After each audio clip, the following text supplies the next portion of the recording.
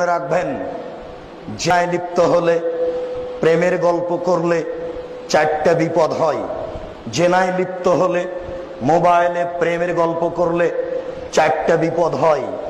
1, মহামারী হবে, কলেরা হবে, অল্প বয়সে মরণ হবে। 2, এমন রোগ হবে যেটা বংশে ছিল না, যেটা ডাক্তার চিনে না। এমন রোগ হবে যেটা বংশে ছিল না, যেটা ডাক্তার চিনে না। 3, একদিন না একদিন নিঃস্ব তাকে হতেই হবে, একদিন না একদিন তাকে ভিক্ষুক হতেই হবে। 4, তার কোনো দোয়া আল্লাহর দরবারে কবুল হবে না, তার কোনো প্রার্থনা আল্লাহর দরবারে কবুল হবে না।